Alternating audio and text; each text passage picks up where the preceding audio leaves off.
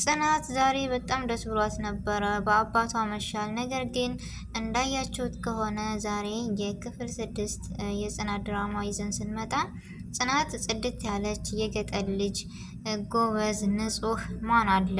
ስለዚህ የከተሜ የተባሉት ቆሻሾች በንጽህናዋ በማንነቷ ስለምቀና ይቺ ማን ተብዬዋ ናት ቤቲ ያደረገችው ድርጊት በጣም ይደብራል። በጣም አሳፋሪ ነው።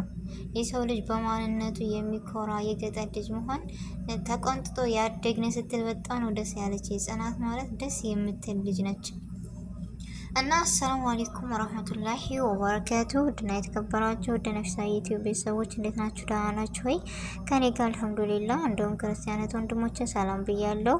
ለሀገራችን ሰላም ያደርግልን ነው። ሁላችንም በዱዓን በርታ። ውድ ቤተሰቦች ለቤት አዲስ የሆናችሁ ሰብስክራይብ ማድረጋችሁን እንዳትረሱ። ነባር ቤተሰቦችም በላይክ እና በሼር በኮሜንት ሀሳባችሁን አሻለውና ሀሳብ አስተያየት አስቀምጡልኝ ይላለሁ። እና ዛሬ በጽናት ድራማ ምን ተማራችሁ? ወይስ ጽናት ምን ገጠማት የሚለውን ነገር አስተውላችኋል? ቤተሰብ አንድ ነገር ስናይም ሆነ ምን ስንል ማየት ብቻ ሳይሆን ትምህርት እንውሰድ። በየሁሉም ቦታ በየሁሉም ድራማ ይሁን ምንም ይሁን ነገር ግን ጽናት ምንም የማይጎላት ጽድት ያለች የገጠር ልጅ ናት። ከድህነት የማያደርገው የለም። ለድሃ ጊዜ ሲያልፍ ነው እንጂ አሁን ላይ ሁሉም በታች ያደርጋል። ኪራ ግን ደህና ሰው ልበለው ወይስ እኔ እንጃ፣ ብቻ ግራ የሚያጋባ ልጅ ነው። በጎን ያዝንላታል፣ በጎን ደግሞ ያመናጭቃታል። ምን አይነት ስያሜ እንደምሰጠው እኔ ራሱ ግራ ገብቶኛል። ነገር ግን ናሆሚ የሆነ አለ አይደል ከሱ ያለው ማንነቷን፣ ንጽህናዋን፣ በቃ ክብሯን የተረዳት ልጅ ይመስለኛል ከሁሉም በላይ።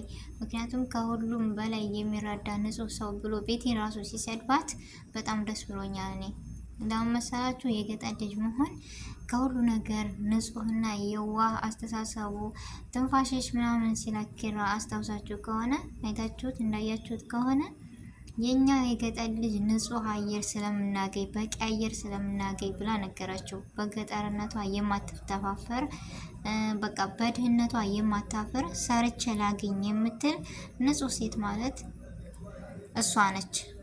እና አንዳንድ ጊዜ ለሁሉም ጊዜ ያለው እንደሚለው ጽናት በጣም ትምህርት የምሰጠን ልጅ ነች። ሁሌም እስኪ ትኮር ብላችሁ ይዋት።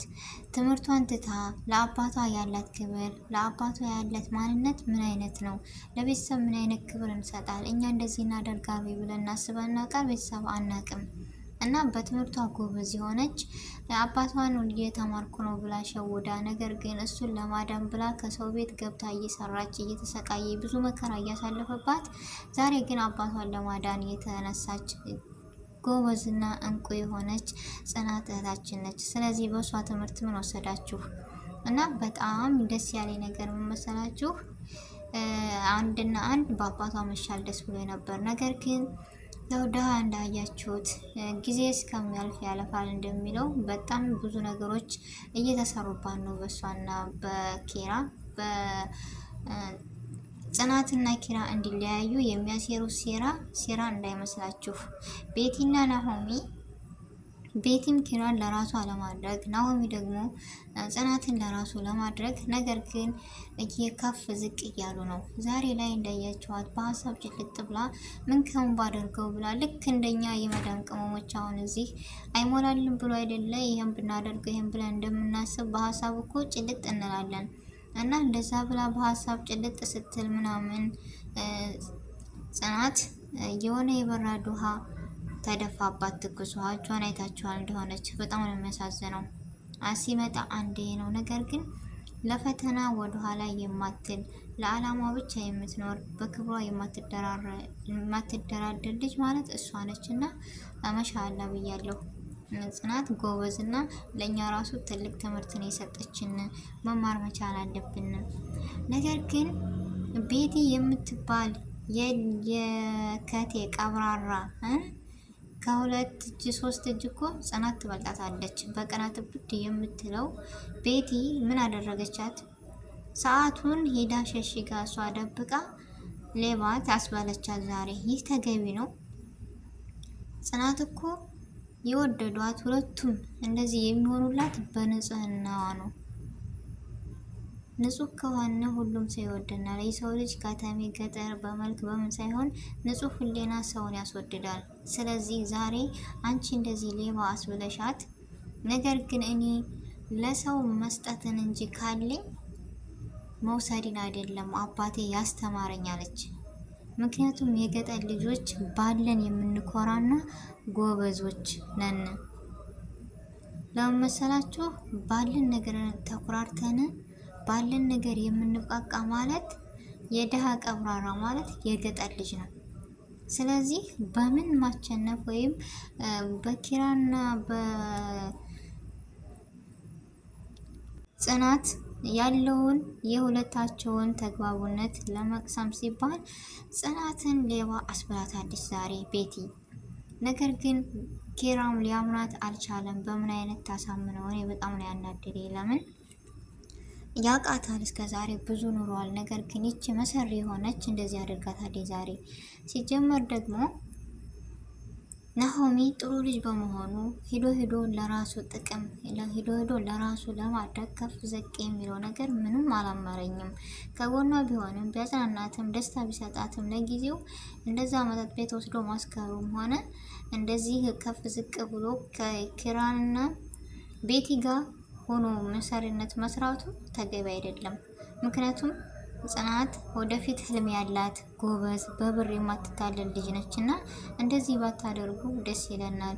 ድራማውም ሆነ ፊልሙ ያመረ የሚሄደው ሁሉም ነገር ባለበት ሲሆንና አንዱ ለአንዱ ስትተጋገዙ ነው። ስለዚህ ቤቲና ናሆሚ ባትገቡ በመካከላቸው ደስ ይለናል።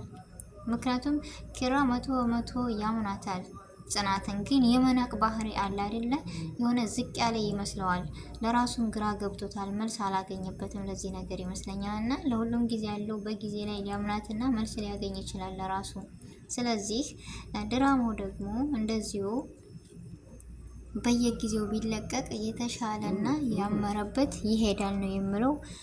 ባይቆይ በ6 ቀን 7 ቀን 5 ቀን ጥሩ አይደለም። በየቀኑ ቢቻል ቢለቀቅልን በጣም አስተማሪና ሀሪፍ የሆነ የከቴና የገጠር ልጅ የሚፈታተንበት ድራማ ነው።